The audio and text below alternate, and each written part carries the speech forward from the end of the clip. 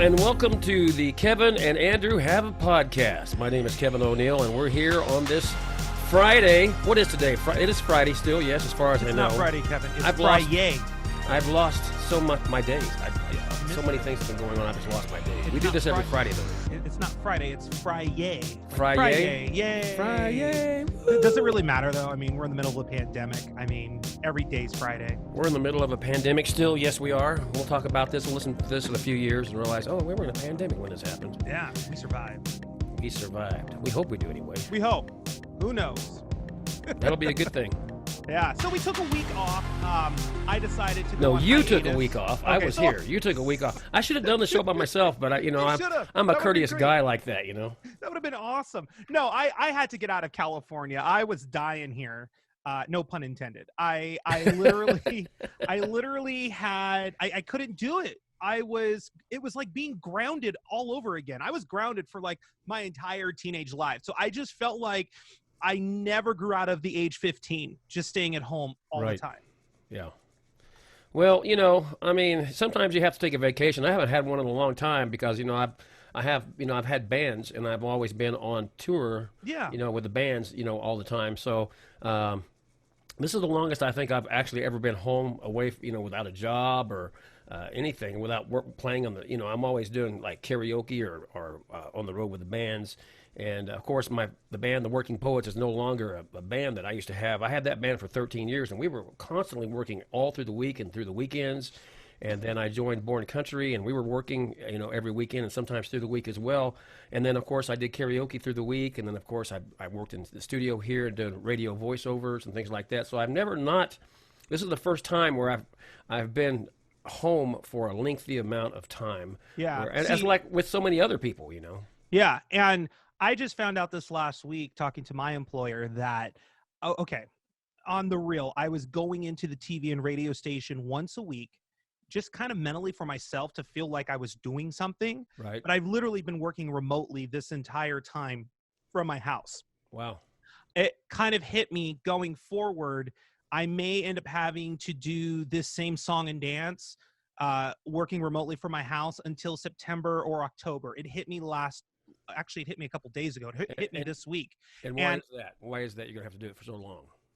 Because the guidelines pandemic? as of right now with social distancing, at least as far as the media is concerned, are going to be like that going forward. And now I'm having to adjust to how I'm supposed to do my work. Because, I mean, I could get my work done from home, but I don't have super expensive equipment and tools like I do at work in an office setting at a television station to get things done quicker. Right. So my workflow will slow down a little, but I am to be productive from the confines of my house.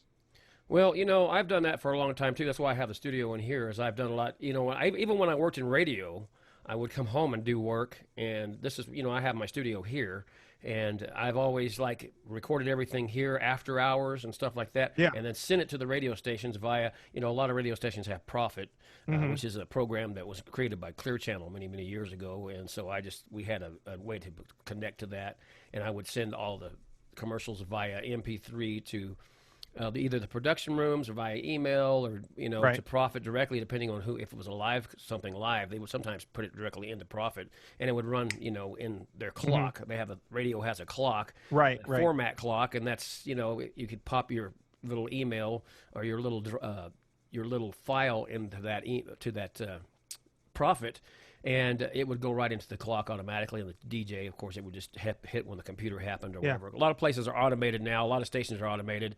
So that happens, you know, a lot now, a lot. Yeah, and hey, for all of you that are listening to us and you're not watching us, go check this out on YouTube so you can see the visuals, because it's pretty entertaining.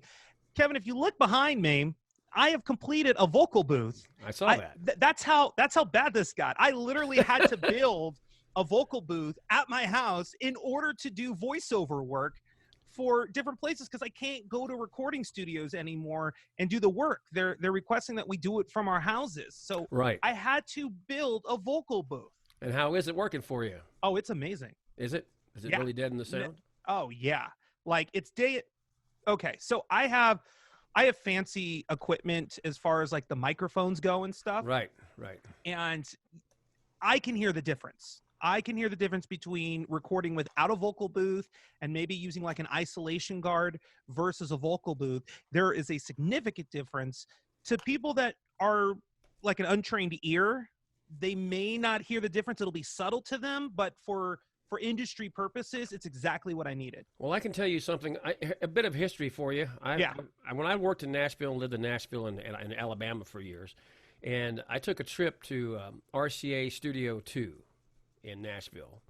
And Nice. I don't know if you heard of Jim Reeves, some of these older artists, these older country artists back then. I've heard of them. I mean, they're not on my iTunes, but I've heard of them. There's a film. If you go through, you really should. If you ever get a chance to go to, I urge this for anybody, go to Nashville if you're going on a vacation, Because it's super cheap to go now. and plus you get to see the Ryman Auditorium, which is the Church of Country Music, and there's the Bridgestone Arena, which films a lot of television shows there, and they have a lot of huge concerts there. You can go down to downtown Nashville and see lots of great entertainment for free. Doesn't cost anything to go in these places. There's Tootsie's, and there's Ernest Tubbs, and there's, of course, Jimmy Buffett has Margaritaville there, and there's a bunch of different great restaurants and stuff down on downtown Music Nashville. Row. Yeah, well, Music Row is a little different. Music Row is kind of off. Gotcha. But Music Row is where all the recording contracts are signed. A lot of people do to record. But downtown Nashville, where all the clubs and stuff are, is very cool.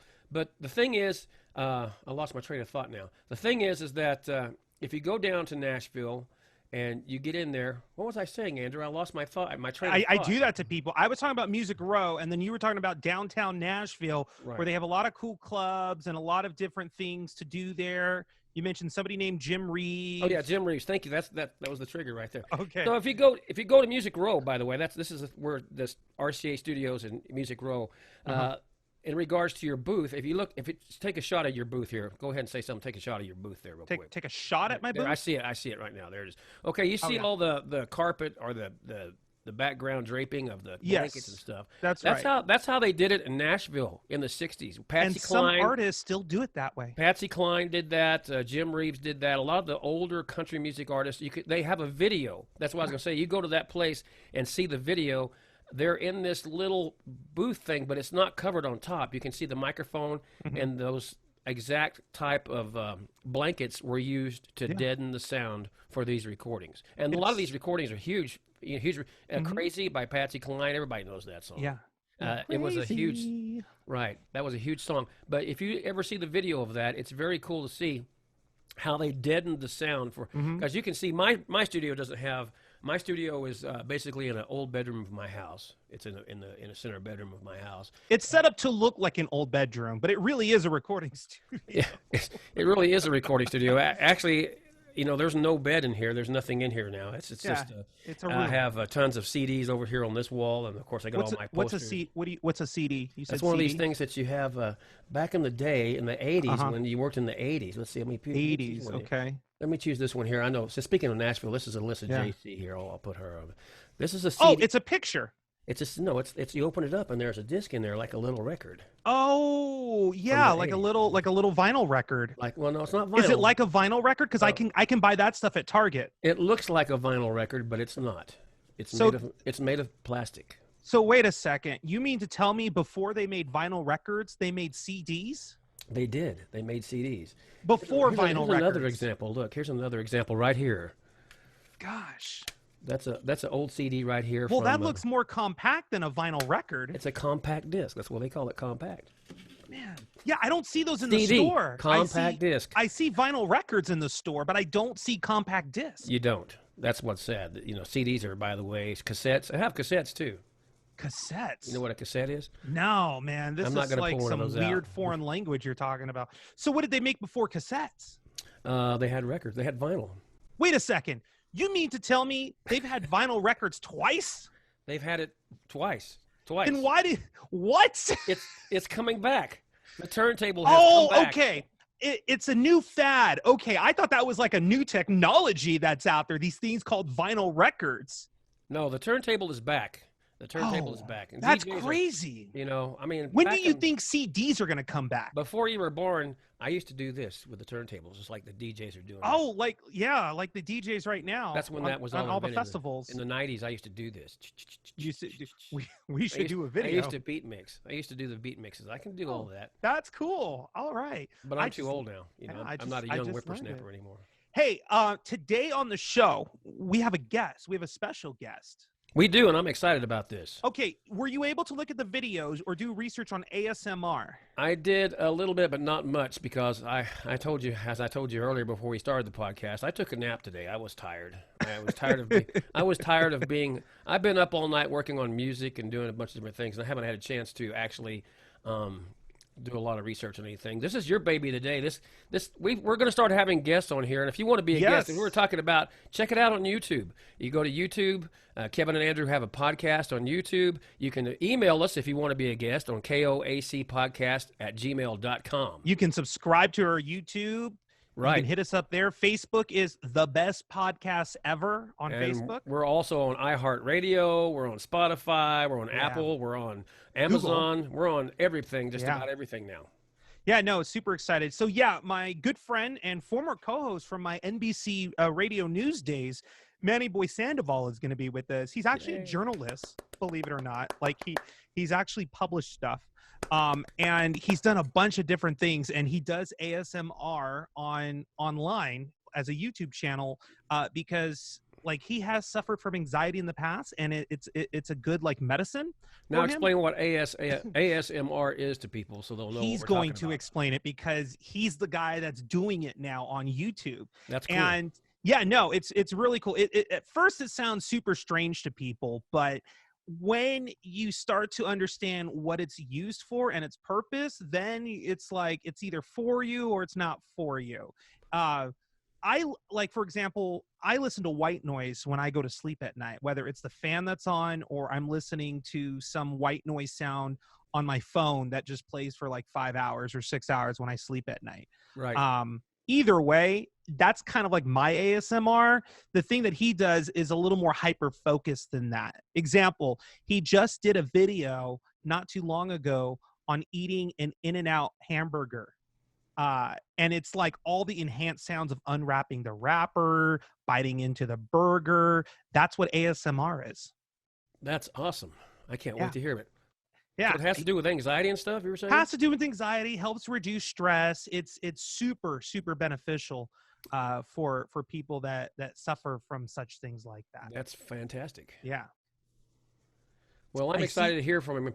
We're soon as I'm waiting for him to connect. It does say he's connecting right now. So that's what happens when you use the internet. Sometimes we have some technical delays. It happens.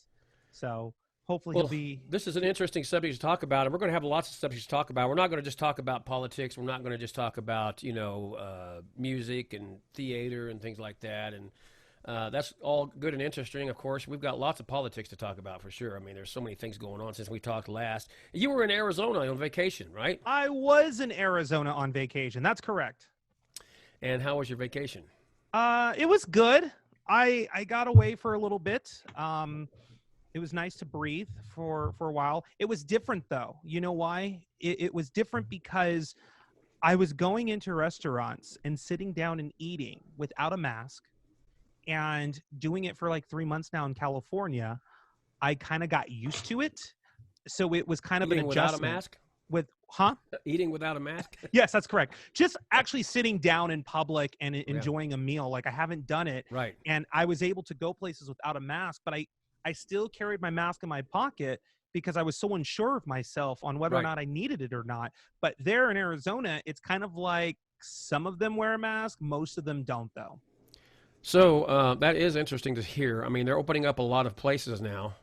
A lot of places are opening, and that's kind of crazy because, they're saying they had rules in place that, they weren't going to open until we met all this criteria. And there was 6 things of criteria they had to do and all this whole bit. And now people are protesting, and Trump is saying, yes, we're going to open this, go ahead and open it. They passed the thing to tell you that churches, you can go to church and have religious services. So does that mean we can go to church now? No, the governor has to give the okay.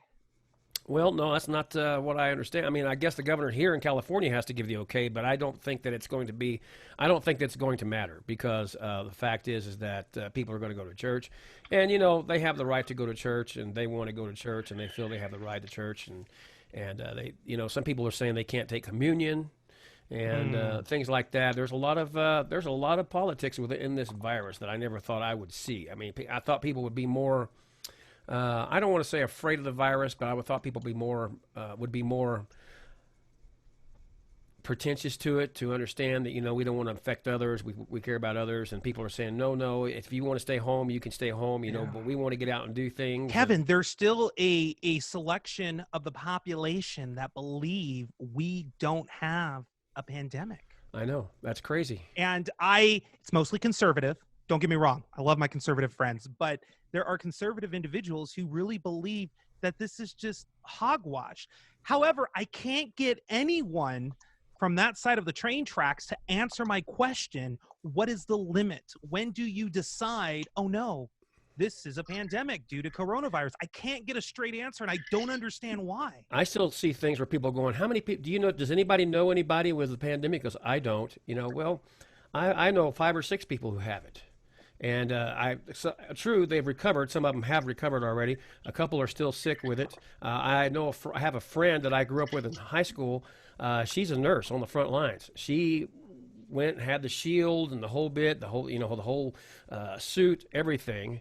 And gosh, she got it, and she's going through it right now. As we speak, she's going through. Her name is Rhonda Moat, and she lives in Massachusetts. And we're keeping our thoughts and prayers with her. She's doing all right. I guess she's making it through okay. She's at home and she's isolated from her family.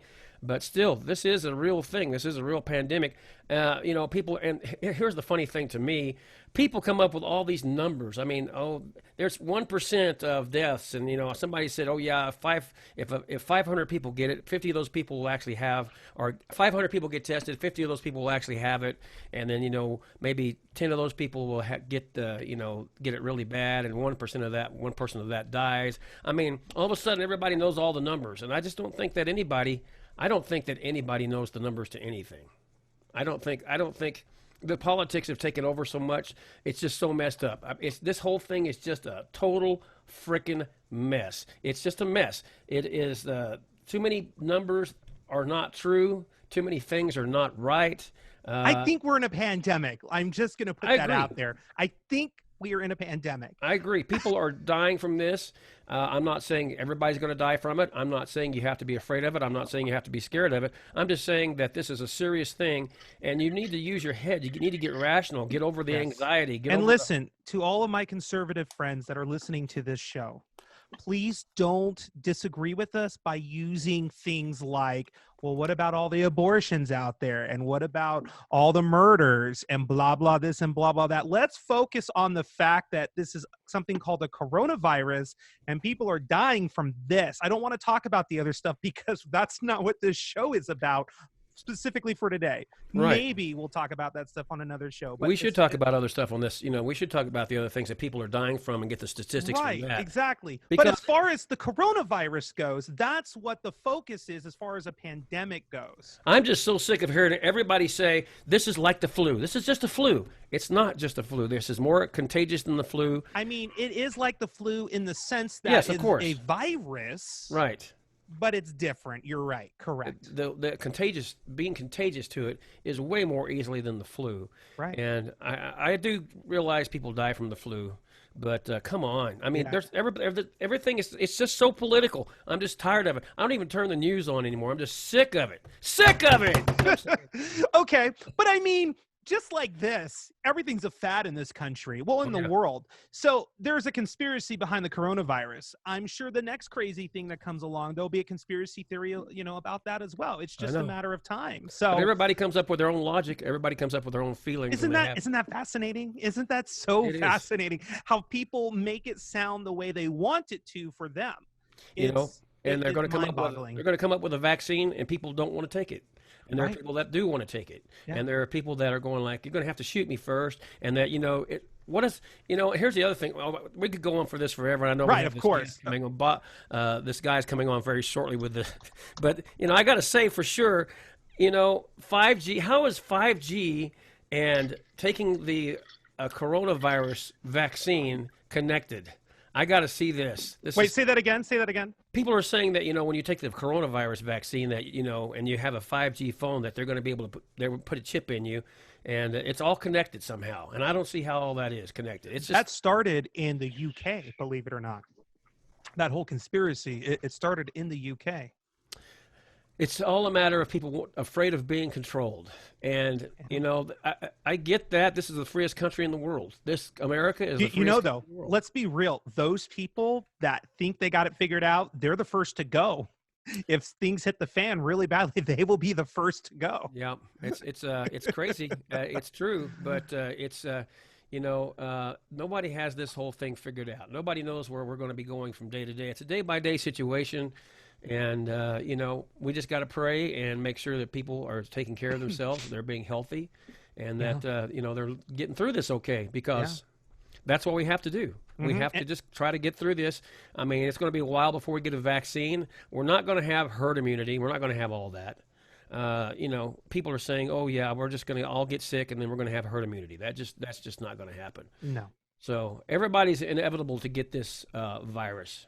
Yep. So, speaking of viruses, if you get a lot of anxiety because we're in the middle of a pandemic, or you have anxiety because too many people think we're in a pandemic and you don't believe we are in a pandemic, have no fear. I have a guy here with us today who can help you with your anxiety. He does ASMR. He specializes in a lot, but he's pretty good at ASMR. He's entertaining to watch. Manny Boy Sandoval, a.k.a. Mr. ASMR Welcome, Boy on Manny YouTube. Boy Sandoval. Welcome, Manny. Hello. What's up, guys? I don't know if I should actually be doing a whispering intro to this or if I should be talking in my regular voice, but you're doing good, what's man. up? That sounds good. Yeah, so happy to be on with you guys. So I've caught your first episode, and it was great. You guys do a great job. And I just want to piggyback off of what Kevin said. Yeah. I was actually reading. I mean, Andrew, I think you know I'm a big YouTube person, and I am pretty inclined with the news and everything that's going on with this current pandemic. And something that I came across recently, I know, Kevin, you mentioned how people are going to be against getting the vaccine when that is available. Yes. I was reading through some of the comments on one of these posts that was related to Las Vegas and their new procedures that they're implementing into their and you go to Vegas a lot, so this is a good one. I do. Yeah. Probably it's going to be about a year till I return. But yeah, in regards to a video where they were discussing, I think it was specifically the Wynn in Las Vegas and some of their new policies and procedures being put into place in regards to how they operate. One person responded with, I'm not going to return until a vaccine is available. And then somebody replied to that individual and said, well, even when the vaccine is available, I'm not going to get the vaccine. So I know a lot of people will still not get it when that is available, but I think that's just something that we're going to have to learn to operate and coexist with the other side who doesn't necessarily agree with the way that we see fit for ourselves. I will be getting it just because I like to stay on the safe side. So Kevin, I'm with you on that. But I just wanted to share that sentiment. The thing is, for me, is that, basically in a nutshell, I don't know if I'll get it or not. I'm waiting to see the results. Like I said, got to take this day by day. People are going, oh, it's a live vaccine, and it's you could die from the vaccine. Well, you could die from the coronavirus. You could die from, the flu. Getting hit by a car. Right, you could get hit by a car, which we were discussing earlier. We're going to have to get those measurements and get those facts and see. I'm buying prepping food. I'm buying a generator. I'm over here for the second wave, just waiting for it. But the thing is, truly, is that I just saw, speaking of what you were saying there, I saw somewhere yesterday where somebody opened a restaurant, and the person that was waiting tables in the restaurant had been tested for the coronavirus, but they went to work anyway. Oh, wow. And they came back the next day that the person was positive. The waitress was positive, okay? So they had to shut down the whole restaurant again and clean the whole restaurant, and then they opened the restaurant back up. Wow. So how is that coexisting? Crazy. That's not coexisting. Right. If you think you have the coronavirus, are people really going to stay home? Probably not. This is where my anxiety comes in. Are we gonna be able to coexist? This is how I get anxiety. Is I know people who are having barbecues. I know people who are having parties, and they're still hugging and they're kissing and they're getting close to each other. It's great. I mean, I'm the first one to say yes. We should be hugging and kissing and hanging out with each other and being apart, being friends. But with this virus out there being so highly contagious, is that a good thing? That's where my anxiety comes in. I'm not really afraid of the virus and getting it and all that kind of stuff. It's just an anxiety thing of why are people not caring about other people? That's my anxiety. Right. Yeah, it seems like there is a lot of carelessness going on. And I feel like for me personally, I'm somewhere right there in the middle. I feel like with the news changing every single day and them just changing all of these different ways that businesses operate and coming out with new items that are just discovered, it's kind of difficult, I think, for everybody to keep up, and it's pretty exhausting, quite frankly. I think throughout the past couple of months, I think everyone is at a point where they just don't know what to think, what to believe, what to abide by, just because it's continuously evolving. And we'll see what happens. But I've seen in the news recently, they've been referring to it as a dark winter. So that kind of freaks me out a little bit. I'm not going to lie. So I'm kind of scared about that. So we'll see. It does me too. I'm with Andrew and you. I truly expect there to be a second wave. I don't see how, with no vaccine or with no cure, that there cannot be I'm sure there will be a second wave. And people can't say when it gets here, well, we weren't aware of this. We weren't informed about this. No, you were. You just chose to deny the facts of science that are out there. And hey, if it doesn't come and people want to say, haha, you were wrong, you overreacted. Hey, I like being better safe than sorry. Yeah. So tell us about your thing that you have for us today. Yeah, so I've been into ASMR since maybe about 2015. The first person that I was originally drawn to was someone called Wendy, and she has a show called The Wendy's Eating Show. And this was back in 2015, and she would always crunch up bags of hot Cheetos, put it onto like corn on the cob, put it into many different items that she would eat. And I became low-key obsessed with watching some of those different implementations and remixes that she did to foods that she ate. And she is pretty entertaining, and it's crazy because I started following her when she had about 5,000 subscribers, and now she's at like 1.1 million, which is crazy. So I'm one of those faithful people who has continuously followed her throughout her career. She specifically does mukbangs. I am more focused on ASMR. Okay, wait, hold on. What is a mukbang? Okay, so mukbangs are eating videos. So videos that are almost like what someone who isn't understanding of what a mukbang is. It's basically you eat food and kind of review it. You discuss it, talk about it. You can even talk about your day. I kind of implement that into my channel. Oh, it's like the Hot Wing Show. It's like the Hot Wing Show. Have you seen that show? I've seen somebody do adaptation of that.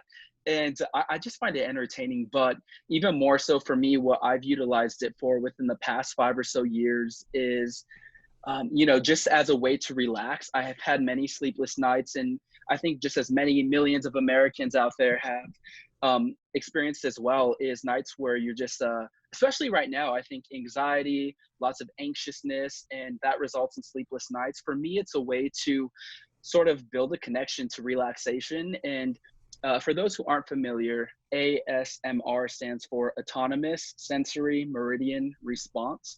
And that is something that triggers us in our brains. And all of us have different triggers that relax us. For me specifically, it is page turning. So when people are reading, it goes back to elementary school. And I remember during silent reading every day after lunch in like the 3rd, 4th, and 5th grade specifically, where it would be time to read for about 30 minutes of silent reading, and I would get so sleepy. I couldn't even focus on reading because by hearing the pages turning, just from my senses, it would like make me very drowsy and very relaxed. And I didn't correlate the two until about 2015 when I started just kind of surfing the internet. I was in the midst of my college days, so I had a lot of time to just discover what was on YouTube. And there were many times where my family would find me just laid out on my bed with my tongue out asleep because I got such like amazing triggers that just literally put me to in the most relaxed state. So for me, it's helped tremendously in regards to anxiousness and anxiety, which is something I've dealt with since I was about 12 years old. So yeah, basically, I recommend it. you've basically found some great triggers then that can make people relax and put you to sleep. Is that the whole thing about this whole deal? Exactly. Yeah. So for me, and it kind of, I've been a reporter for the past 3 or 4 years. So what I mainly specialize in is page flipping newspapers. I like to stay informed. That's just something that I'm passionate about myself. And so what I'll do is I'll do it in like a whispering tone, obviously. And this is literally my intro to my videos. It's something along the lines of, "What's up, party people? Mr. ASMR Boy here. Thank you so much for watching." And so something like that. And I'll usually read some excerpts from the paper.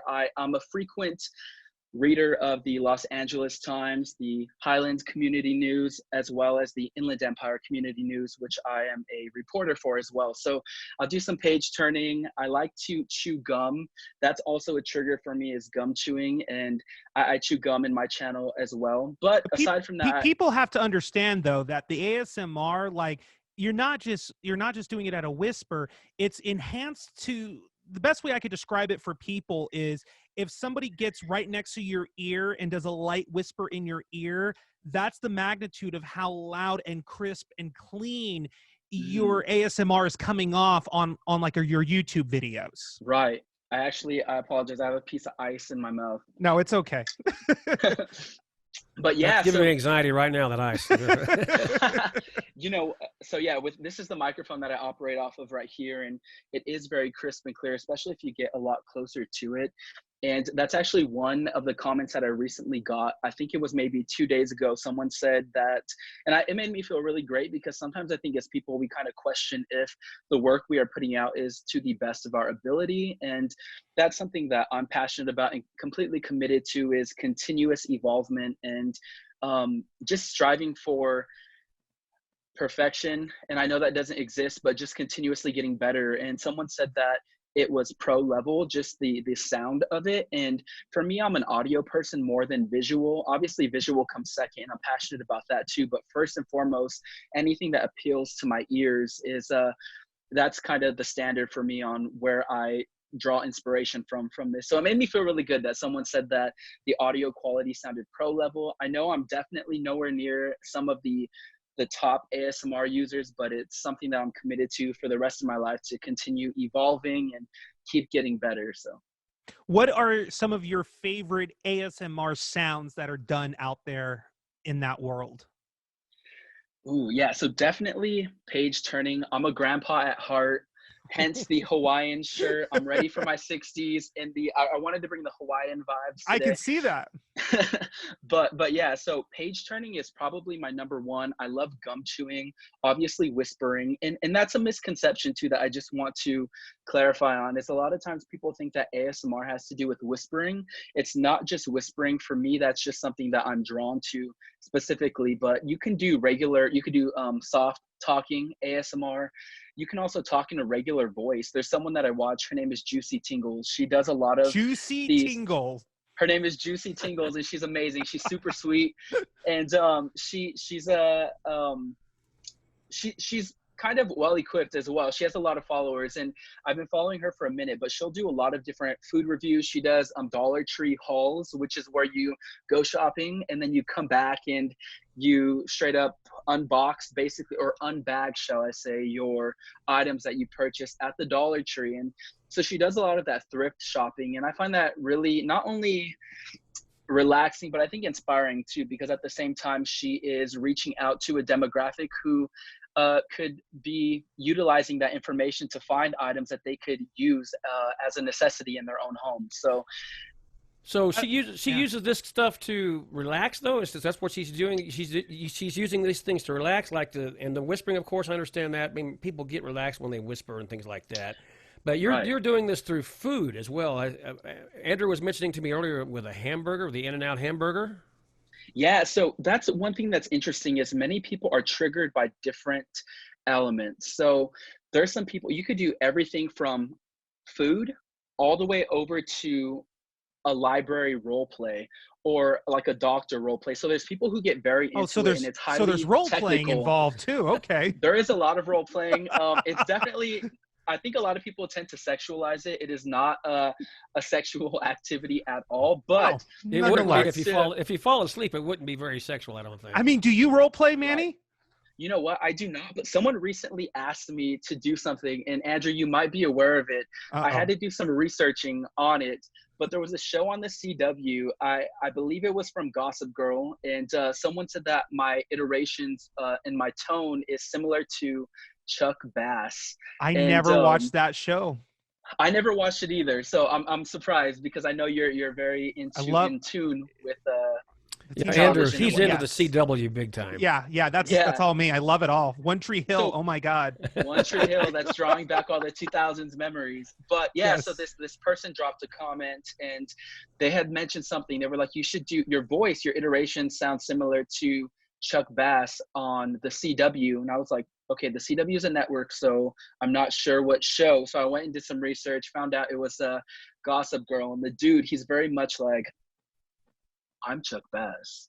So he does a lot of that stuff, and he'll get himself into a lot of different scenarios, and he uses that line as if it is somewhere high up on the hierarchy, and I'm Chuck Bass. And so, but apparently I sound like that. I don't know, but some of them do get kind of weird. Some of the requests I've gotten quite a few. Someone recently asked me to do a writing, so get a clipboard and like actually write, which I find that relaxing myself too, but then someone else, this one was kind of a little bit on the odd side, and I will not be taking this request. Request has not been accepted, but they wanted me to like eat a lollipop, and I was like, nah, I'm chilling on that one. Wait, what's wrong with the lollipop? I don't get it. I mean, I'm not comfortable eating like a lollipop on camera for somebody specifically. Yeah, that's not Manny, you're not supposed to eat a lollipop. You're supposed to suck it. Exactly, and that's the issue. Oh, okay. So I'm not going to do that. Let me ask you, does it work the opposite way? Like, have you ever experimented with listening to sounds and something actually did trigger anxiety for you? Ooh, you know what? Like, does that even happen?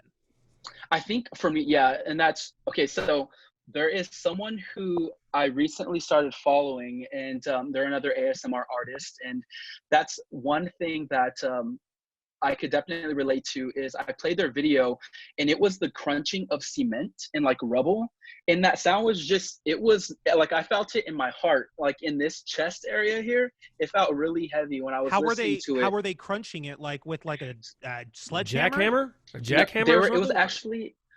No, that would have probably been so much worse, but it was a slab of cement, maybe like this big, and they were hitting it with like a moderate sized hammer and just like banging it, and but like not the camera, this here is a microphone. The microphone was so close that it was picking up like even the tiniest grains of cement that were falling from the rubble, basically. And I did not like that, and I never hope to see it again in my life. Because it was a pretty awful sound, and I'm not gonna lie, like some of these things, and so a lot of times people are triggered with tingles. That's hence juicy tingles. Of course, I didn't want to put the word tingle in my name, so. But yeah, so it kind of triggers some type of like sensation within you. And for me, a lot of times I'll feel it either in my head or in like my chest area. And it really kind of like brings you a tingle. I don't know if you guys have ever been like drunk or anything, but have I? Never have I. Always. So if you have been drunk, you know those tingles that you get, and so you get kind of warm and fuzzy. You know, specifically if you only have like one or two drinks and it puts you to bed, like you're completely crashed out. You either kind of have to keep going or you fall asleep. So this specifically makes me fall asleep. And so let me ask you this question. You're talking about the jack or the cement and being harsh, and you don't really want to hear that again. I would think something like a subwoofer from a concert would be if you're right in front of it and that thing boo boo boo at you. That would seem like it would be an anxiety trigger. But then, can you assimilate what are harsh things that you might not want to have? Give you the anxiety, and things that, you're talking about your tingle sensations that are, obviously pleasant and the whole bit. Can you assimilate between some of the two things that you've got, that you've experienced? Something that's in between that is kind of like mediocre for me. No, no, no. I mean, can you give me some of the examples of some of the harsher things that you would not want to experience when you're doing this, as opposed to some of the nice things that you would want to experience when you're doing ASMR? Got it. I would say some of the harsher things are when people tap too close to their microphone. For instance, this obviously is the microphone, and then they're like tapping, but they're tapping with their nails. And so the nails creates like a harsher sound on the ears, just opposed to like this. I don't know if you can hear it right now. So but something like screeching your fingers across a chalkboard, that would be a type of situation. Exactly. Yeah. And certain things that for me, I'm not into slurping. To me, slurping is just gross. Oh, There are that's why people you who don't want to are- do the lollipop then. I got it. Yeah. I mean, I guess that's kind of a correlation. So you actually helped me find a revelation on Friday, May 21st. So There thank it you very is. much. No slurping. Yeah. Slurping is kind of disgusting to me. I'm cool with like chewing and stuff like that, but slurping for some reason, it does not relax me. And I think some people don't do it in the most pleasant ways. And yeah, it's just kind of gross sometimes, especially when they're like slurping up a lot of times ramen.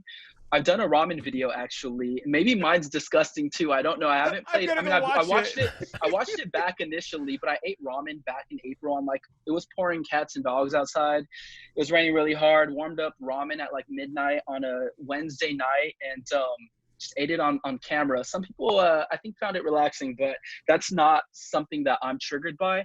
And so I guess that's kind of the cool thing about making videos is that you don't necessarily need to be triggered to the content that you make. Just because I don't watch back my videos. I watch it back when I'm editing it and putting it out there, but I don't play it back and I'm not like, ooh, I'm gonna fall asleep to my own voice or my own page turning or gum chewing. But So basically, this ASMR thing is something that triggers you that you don't. I mean, you want it to obviously feel better and make yourself calm down. That's what you're looking for in the whole result. But there are things out there that trigger people that aggravate people, such as screeching across. I mean, maybe I'll pick up this here right here, and that's aggravating, right? I like that actually. That sounds Really? good. Yeah, that's no, my that orange sounds juice, good. by the way. but yeah, you know, and I think too that because there's some people who think that gum chewing is aggravating, and I do gum chewing. I find it relaxing. There's some people who think page turning is boring and they don't watch it, but for me, I mean, I think there's a whole community out there that is, you know, it's hit or miss. It just depends on the person specifically. Like me, I'm not into watching somebody eat a double stuffed with animal style fries, but I mean, that's my most popular video. And I think so many people have been drawn to it, maybe because it's tied to In-N-Out, probably. I'm sure it's not because me, like I'm not that exciting, but I mean, come on, man. You were my co-host. You got some clout for yourself, you know? exactly. Yeah. Andrew Caravella here. I need to start dropping you in the intro of every single video. Andrew Caravella's co-host. He did an ASMR with an In-N-Out burger. Let's go watch Andrew Caravella's former co-host. I wonder what the comparisons would be between the In-N-Out, the McDonald's, the Burger King, the Wendy's. That's a good idea. Should compare those and see what the difference would be. Yeah, you should do that, Manny. You should. Your next so, one should be like a Whopper or something like that. Yeah, absolutely. So we should do a double compared with a Whopper. And what is McDonald's? Oh, Big Mac, right? Big Mac, right? Yeah. Go to Wendy's and get a double meat burger at Wendy's or something Carl's like that. Jr.'s got the famous star, you know. That's right, the famous star. Okay. Ooh, that's a lot of eating. That's great. Okay, I don't have to eat the whole thing though, right? No. Or maybe it's a series, so you just do like one burger a week or something like that. Yeah. So it stretches out the time that your subscribers and stuff. Like it'll have longevity. That's a good idea. No, I appreciate that. Very good idea. I'm definitely going to do that. I'm going to take your advice. You know, there's somebody that I watch too. His name is... That's smart to take my advice. Very smart. It's very smart. No, I know. Maybe I should just like sign you on to be my creative director or something. Hey, I mean, I don't. Yeah. We're operating without a budget here, so he's got too much on his plate already. Anyway, his plate. Anyway, yeah, I was just gonna mention though. Yeah, there's somebody that I watch. His name's the ASMR Bro, and this dude can eat. He puts me to shame and like everybody else to shame. So yesterday I haven't uploaded this video, but I ate some spring rolls that I made homemade. I wrapped them very ugly. I'm not great at wrapping spring rolls, but it's the thought and effort that counts. brought a lot of crunches. But as I was shooting, I had a thought pop into my head. And, you know, in life, sometimes we compare ourselves to the people who are kind of in our same community.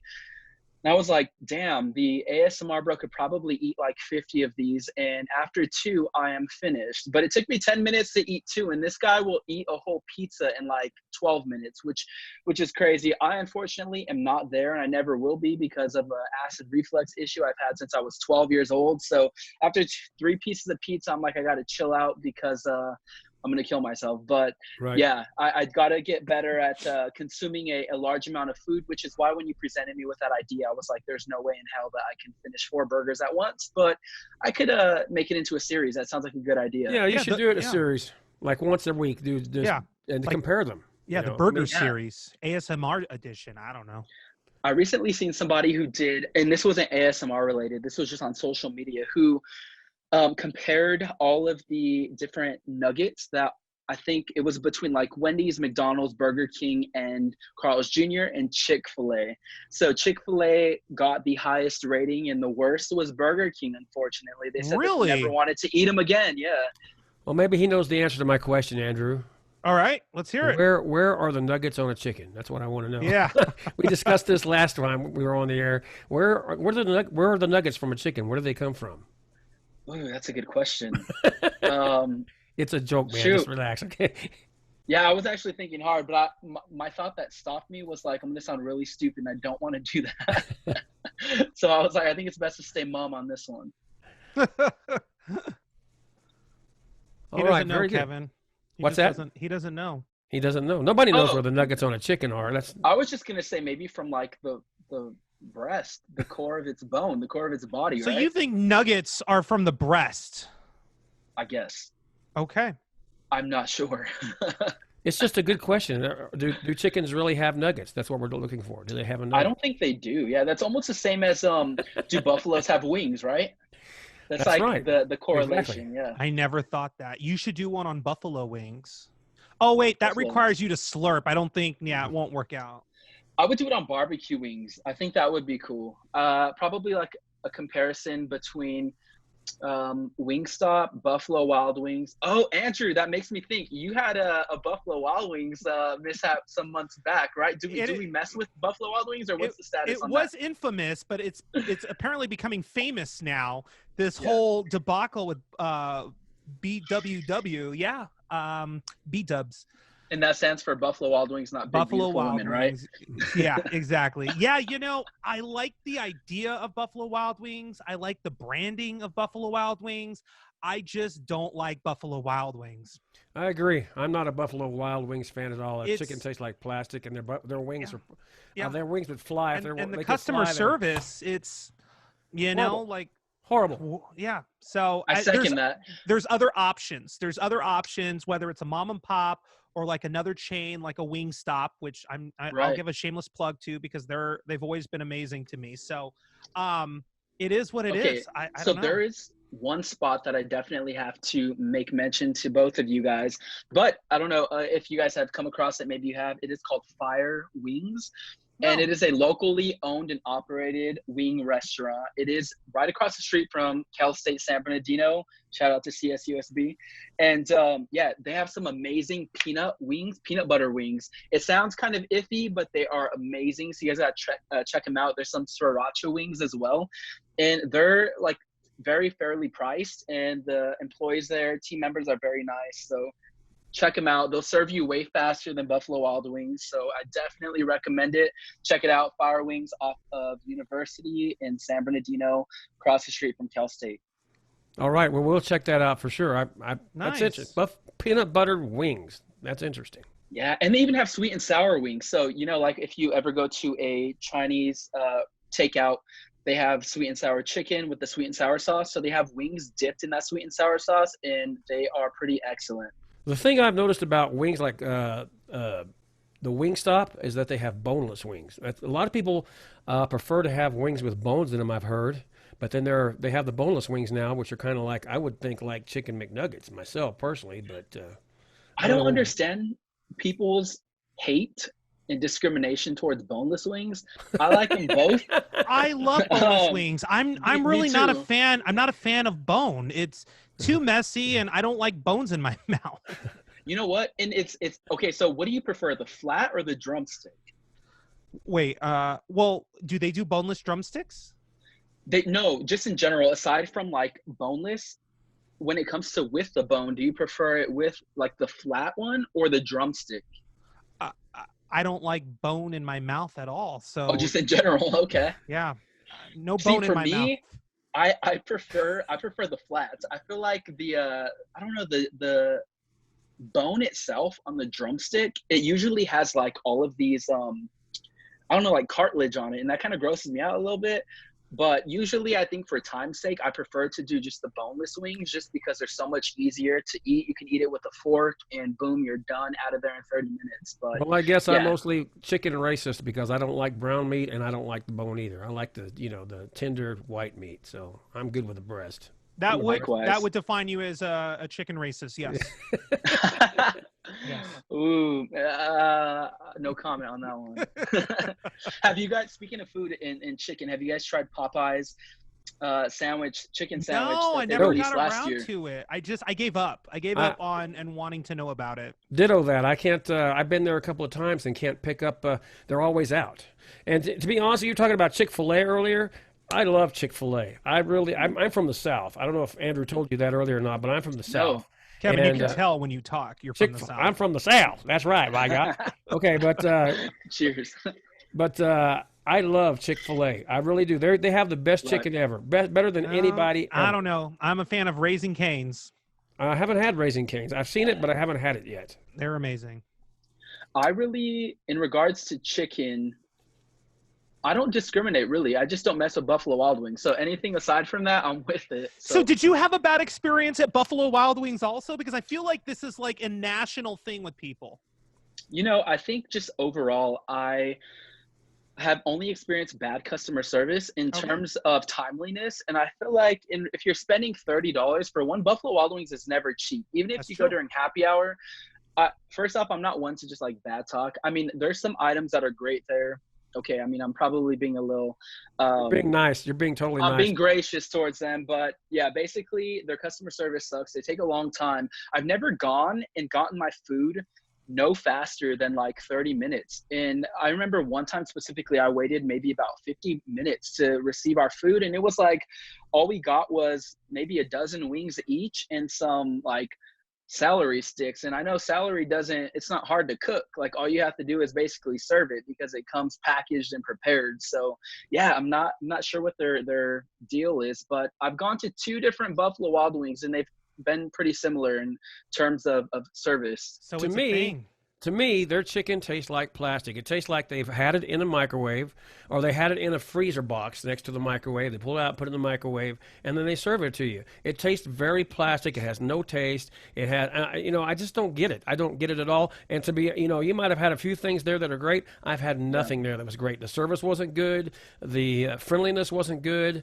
It was very noisy and loud with all the TVs and the sports things going on, and I couldn't talk to the person I was with at the time. And I don't know. It just didn't seem. I just don't like it. I'm not a fan of it. I just won't go back. Yeah, and one spot that I think deserves a shout out for their chicken is a local spot, which is Stater Brothers. Local Stater Brothers here in the Inland Empire. Amazing their fried chicken. Chicken is great.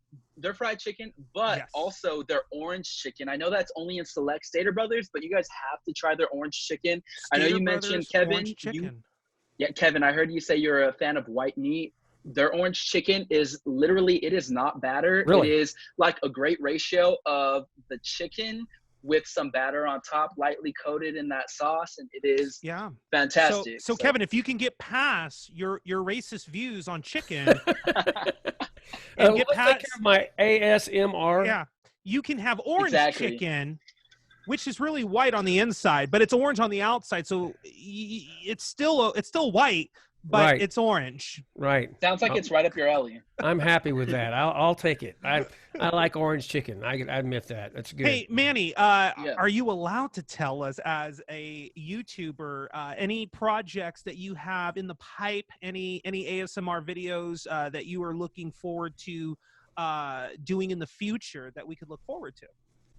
I'm Chuck Bass. No, I'm kidding. I'm not going to do that one. But actually, I'm definitely going to take into consideration the series that you just mentioned in regards to trying the various burgers, different fast food restaurants and whatnot. But today I'm going to actually be uploading a spring roll eating video. I ate a couple spring rolls last night at about 2 a.m.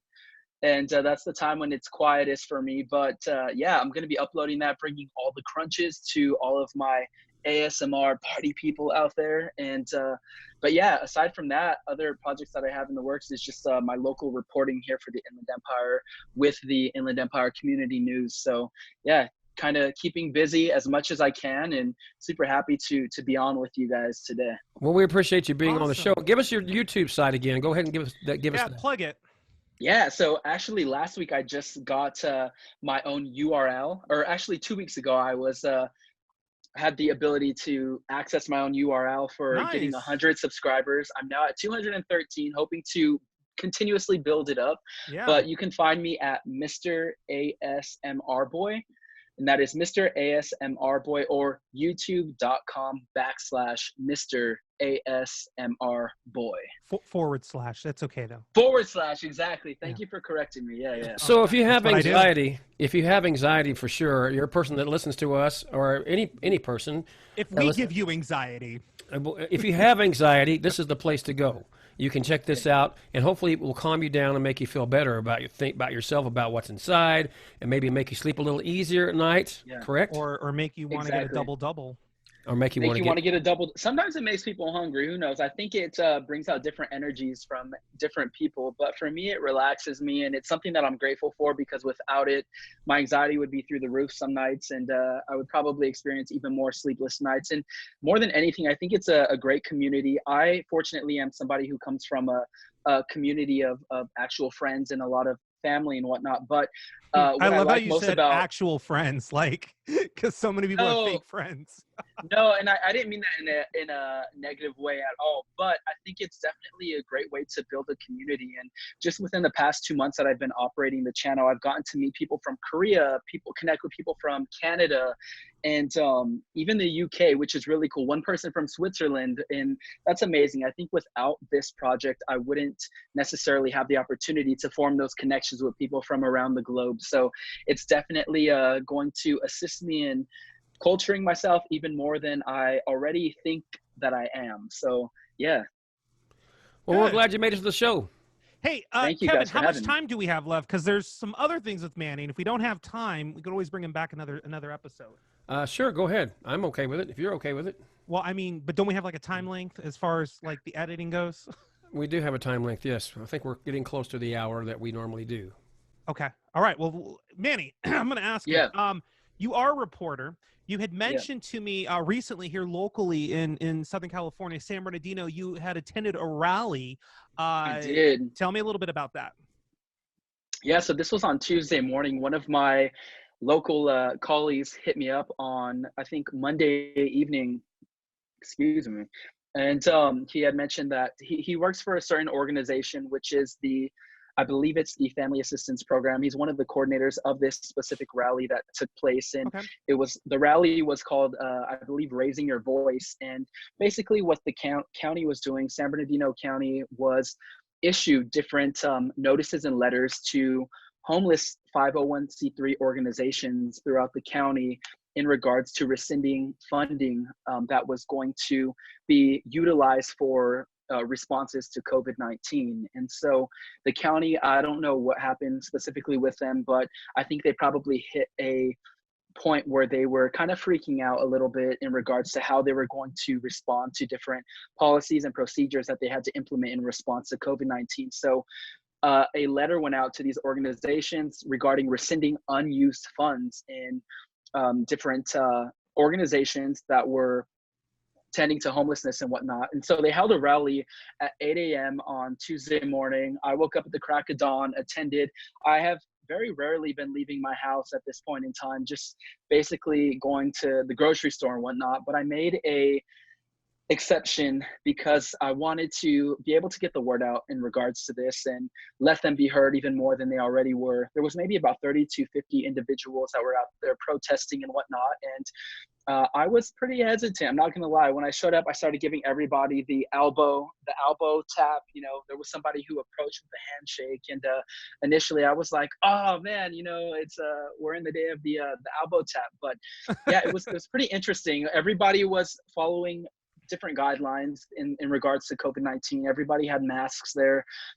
People were staying 6 feet apart from what I witnessed, like for the 30 minutes that I was present. But yeah, and making a long story short, basically the county reached out to these organizations that evening, which was Tuesday evening, and let them know that there was some miscommunication in regards to the letters that were sent, and that many of the organizations, as long as they're on track and hitting their points in utilizing the funds that were given to them throughout like their grace periods, as long as they're hitting those marks, they are able to keep the funds. But anything that is left over that is unused, that's what they will be pulling back. So right. And basically, I think you said it with the miscommunication. We are in a pandemic. Okay. right. And one of the things that a lot of government officials keep saying, and I understand that, is they don't say we make it up as we go, but you know, we figure it out as we go, basically. So when you say miscommunication, that's not the first time I've come across information from counties or from states where there was a mistake and they had to, you know, they had to do an amendment to, you know, a previous announcement, right. or previous press release and stuff. And I think people forget there are humans that are putting out that information, and humans make mistakes. Right. So yeah, I can understand why there was miscommunication. There was a rally, and then as a result, you know, the right information was given. Well, you know, exactly. From my opinion is that, you know, all of this, there is a lot of miscommunication out there per se, because people, again, are putting their own opinion into some facts. I think that's right. where a lot of the problems become. People have an opinion about this whole COVID-19 thing altogether. And you can either be for or against. And then we have so many politicians saying, you know, this about, you know, I mean, how many times the CDC came out the other day saying they're now saying that it's highly unlikely that you'll get coronavirus from touching the things like the mail, or like touching, you know, your countertops, or touching food now. I mean, they're saying that this is something that they've discovered is not one of the things that happens, which in the beginning, you're not supposed to touch food. You're not supposed to touch, you know, your counters. You're not supposed to touch the mail. You need to keep your doorknobs and your you know, your handles clean on the doors, and right. spray everything down. They're saying now that is not the case. That it's mostly spread again by the droplets. So, how much is a miscommunication, and how much are people adding to what the facts are that have been given to us by the World Health Organization and the CDC and people who know, who are the experts on this, but all of a sudden everybody becomes an expert, no? Right. Seems like it, yeah. I mean, everybody has become an expert. Everybody has an opinion. Everybody thinks they know everything about this, and they've not experienced this whole thing. I mean, today I was looking at the statistics today. Apple Valley, where we live, there were yesterday. It was kind of weird too. I look at the COVID-19 from the university every day, and 2 days ago, this is Friday, so Wednesday there was 47 cases in the town of Apple Valley. Yesterday it dropped to 44. Today it's back up to 49. So I'm not sure that everybody, I mean, the thing is that there's plenty of ventilators out there. And if you look at the COVID-19 websites for this particular area, the ventilators that are in operation are mostly not even used by COVID-19 patients. Most are from patients with other illnesses and other things. Manny, do you know anyone personally that, or have heard of somebody that has gotten coronavirus? Yeah, I actually know someone who has died from coronavirus. Oh, wow. And this is one of my very close cousins, one of their friend, his name was Scotty. He was about 34 or 35 years old. Did he was have underlying conditions? I believe he had asthma and Okay. kind of dealt with that throughout his child and early adulthood. But yeah, he passed away, I want to say the very end of March. He was a resident of Covina. And yeah, I remember I went out with my cousins, and this was like maybe 2 times last year. And he was present, very nice guy. And it's just so sad that this stuff is affecting like real people, and not everyone understands that until it happens to someone that they know. And I think it almost ties back to like, you literally live your life according to what you've experienced. And that's why so many people seem like such hard-headed individuals during this time. I think because it hasn't necessarily affected them, and they don't understand it, that this is real and affecting people that are around us. Right. I agree with that. I think that a lot of people don't understand because, again, as I was saying, the numbers are only 1.5 million people in the United States, and there's 330 billion people in the United States. Only 1.5 million have the virus. No, there's 330 million people in the I'm sorry, United 330 States. million. I apologize. 330 million people, and only 1.5 million of those still have acquired the virus. So. Right. That's a very small, in my opinion, that's a very small number, even though, yes, it does affect real people. It's a very small number. And many of those people have recovered, and we're not seeing the recoveries. A lot of places are saying that the recovery is, that there makes no sense to show recoveries because I don't know what the excuse is for that. I mean, we should be seeing how many people. I mean, we do need some positivity to this, and I don't think we're getting that. I do have one positive remark to end on for us, but yeah, my brother's actually graduating from high school this year, and I have his photo here. I wanted him to come on camera so I can introduce him to you guys, but this is him. Look at that. Yeah, so he is graduating this year. He graduates next week, is his last week of school. So yeah, I don't know if you can see the middle photo, but yeah, I do. It's a mask. He's got a mask on. That's hilarious. He didn't want to come on camera. He didn't want to, no. And he played a joke on me and said that today was his drive-through graduation ceremony. So literally about 5 minutes before this, I was like scrounging around the house looking for my phone, my wallet, and my keys because I was going to drive him out there. I was like, no, we're going to this. I'm going to do the interview from the car. Oh. But he ended up he was messing with me, and I was going to be very disappointed and upset. But yeah, they're doing a virtual ceremony for them, I believe June 23rd. And they're doing a drive-through ceremony some point this month. I don't think the school's announced it yet, but yeah, it's pretty sad. So congrats as well to all the graduates. What's he going to college for? He actually wants to be a physician's assistant or a pilot. He kind of has an interest in the two, and he actually recently got recognized this year from the CBCA, which is a governing baseball association, for being, what does it say? Hold on, let me read it. I'm not prepared. Honored by CBCA, All Southern Section, Varsity, Division 5. He's a pitcher as well. So he's done pretty well this year. He's doing much better than you. That's good. Exactly, I know. You know, both of those professions are really poor professions. Being a pilot or being a doctor. I think you should be a DJ. That's the most highest paying job there is in the country right now. There it is. Exactly. Hey, I feel like I second you on that too, yeah. But at the same time, I understand that is a joke, and I think that you really in life just got to do whatever you're passionate about too. So, yeah. Manny, right. I want to thank you so much for joining us today here on the show. We got to bring you back. Yeah, thanks for having me. You guys were fun to talk to. There was nothing more exciting and this is being all honest, like nothing more exciting that I could do during a pandemic on a Friday evening. So thanks for having me. I appreciate it. Well, I'm glad that we were on the top of your list in that particular scenario. I think you should go out and eat some more burgers. Definitely eat some more burgers, and let's see what the results are from the ASMR series. Thanks so much, guys. Appreciate it. And I'll talk to you soon. All right. Take care. Bye. Bye, guys.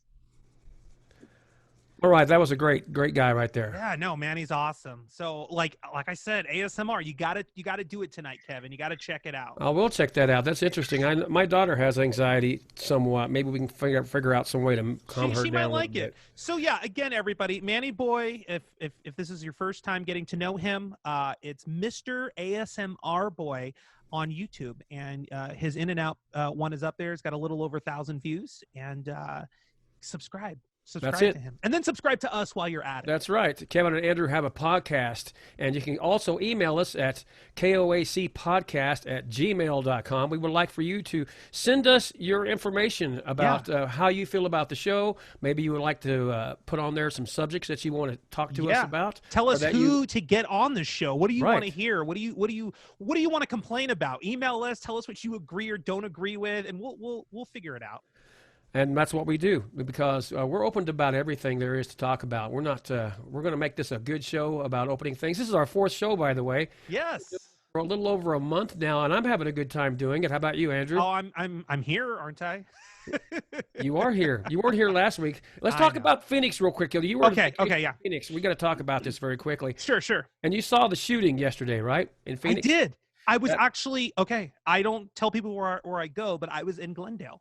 I was in Glendale. Was. That's weird because I was in Glendale. I have a niece who lives in Glendale.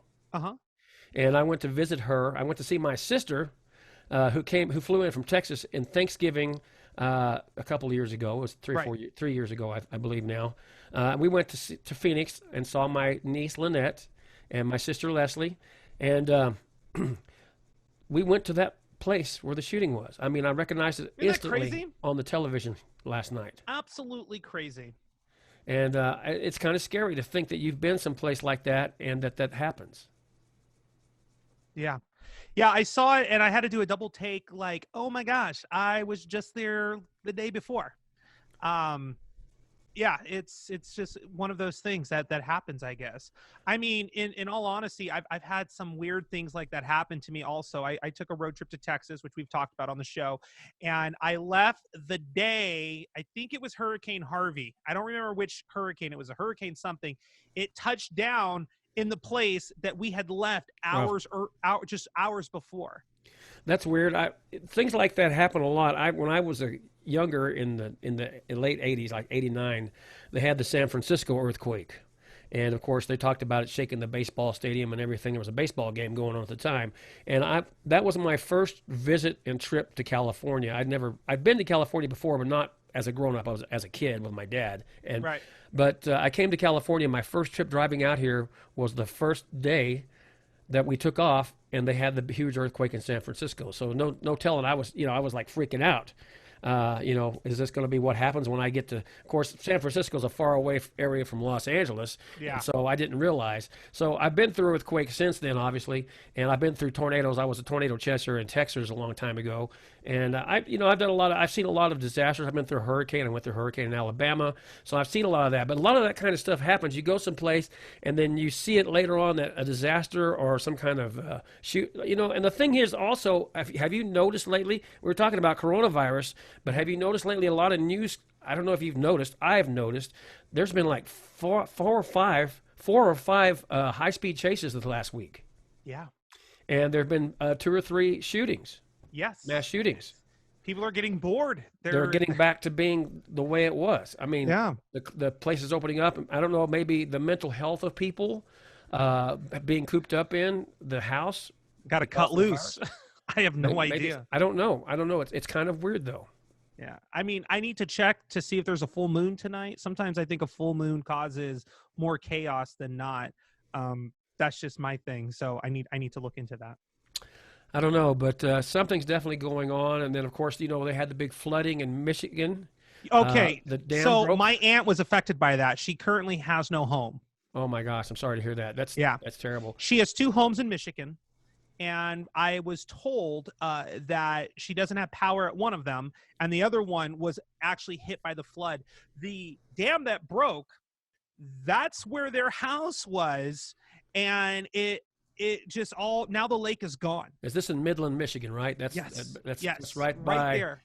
I didn't put 2 and 2 together until yesterday when she actually put the pictures up and the video. My uncle literally with a boat, I'm sorry. Knee high or waist high, and he's like 6'4". Okay. Knee high was going into the lake to go rescue people's boats and rescue people. Wow. And she has a video of this, and he's helping like pull the boats in so they don't get ripped down the current and stuff. It was nuts, absolutely nuts. And this is all moving downstream too. I mean, other places are going to be affected by this because the water is huge and just running downstream. So it's been pretty disastrous, not just with the virus, but with other things that we're not getting a lot of news about. There was a high-speed chase I saw in Oklahoma too. I saw a high-speed chase in Dallas, and there's been 2 or 3 in L.A. There was one this morning in Los Angeles where the gentleman was driving. There were 2 people. I watched it. Woman. That literally was straight up Grand Theft Auto at its best. Man, and the guy, he drove that pickup truck till it had nothing but axle. He drove it backwards at 70 miles an hour on a freeway during like lunchtime. We're just lucky nobody got killed in that whole bit. Oh yeah, it was out of control. And the other thing I saw also, people are taking advantage of the freeways in Los Angeles are always jam packed. If you've ever been to Los Angeles or lived in Los Angeles like we do, that the freeways, it takes 2 to 3 hours to get some places sometimes. It's and you're doing 5-10 miles an hour, and there's a million cars. Now the freeways with the coronavirus being people at the stay-at-home thing going on, over 6,000 people have been given tickets in the last month for going 100 miles an hour plus on the freeways. Those quotas are being met, let me tell you. It's crazy. People just are doing whatever they think they want to do, and yet, they think we're taking their freedom away. Yeah. And, 6,000 tickets for doing 100. This is 100 miles an hour plus. This isn't doing 75 and a 55. This isn't doing a 60 or doing 80 in a 55 or even 90 in a 70 mile an hour zone. This is 100 plus miles an hour, 110, 115, 105. Yep, you said it. It's crazy. It's ridiculous. So I guess we got to wrap up the show, right? We're going to wrap it up. All right, cool. So hey, again, KOACpodcast@gmail.com. Any comments, questions, concerns, solutions? Praise. We like praise. Love. Yeah, positivity is always a great thing. We're looking for new guests. So now casting. So send us your information. Send us some ideas, and we'll reach out to those people for you also. Right. If you have a subject we want to talk about or that you would like for us to talk about, we'd appreciate that. Definitely give us a Gmail, KOACpodcast@gmail.com. Check us out on Facebook. Kevin O'Neill Sound Labs carries it. We're on iHeart Radio. We're on Spotify. We're on Apple. We're on Amazon. We're on Spreaker. What else are we on? Everything. And if you need to complain about my views, On Air Andrew on Twitter, Instagram, and Facebook. I'll complain about that later. I'll send you an email. Sounds good. All right, guys, take care, be safe, and we'll see you on the next one. All right, Kevin and Andrew, we have a podcast show. We'll see you next week. Have a great week. Take care, and see you later. Later.